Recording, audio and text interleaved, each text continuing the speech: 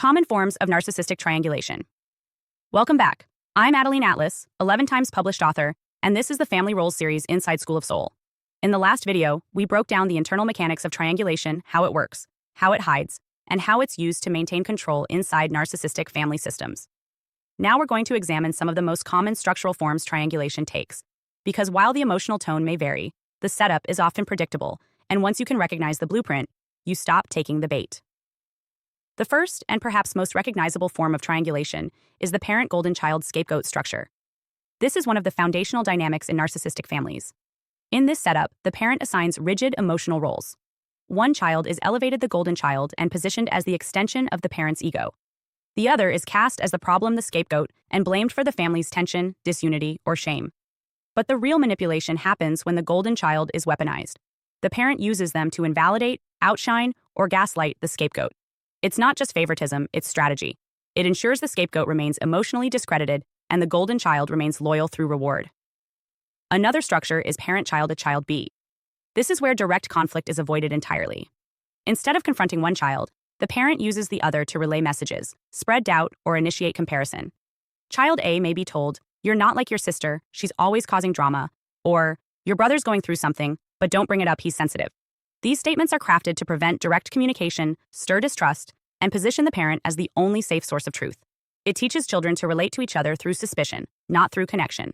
Then we have narcissist flying monkey target. This tactic extends beyond immediate family.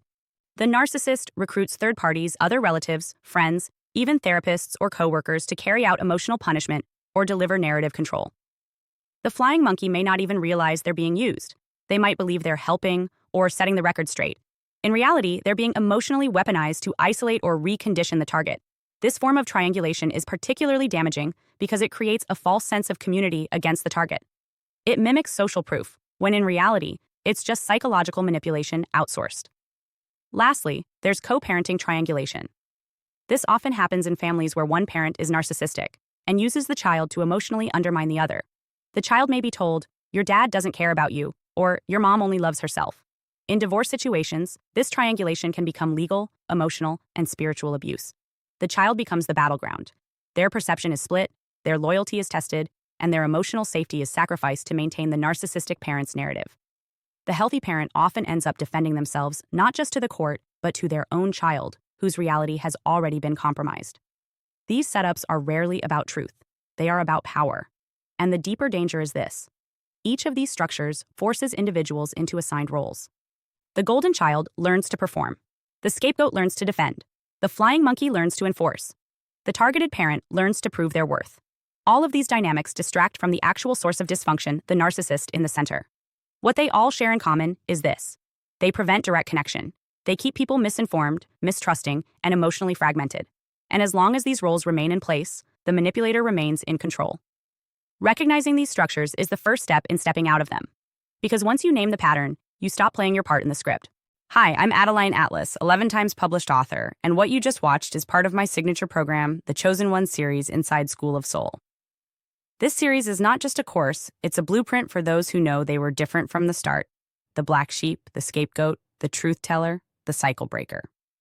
Inside, you'll discover the family roles playbook, the golden child, the scapegoat, the enabler, the lost child, and how to finally step out of the part you were cast in without consent. How the black sheep becomes the goat, turning rejection into radical transformation and leadership. How to break generational curses and rewrite ancestral contracts so the pain stops with you. And how to recognize and escape modern forms of spiritual and technological targeting, from gang stalking to synthetic synchronicity. This isn't just about survival. It's about awakening, about reclaiming your voice, your lineage, and your destiny as one of the chosen ones. Click the link below to access the full series now, because the role ends the moment you decide it does, and the real script begins with you.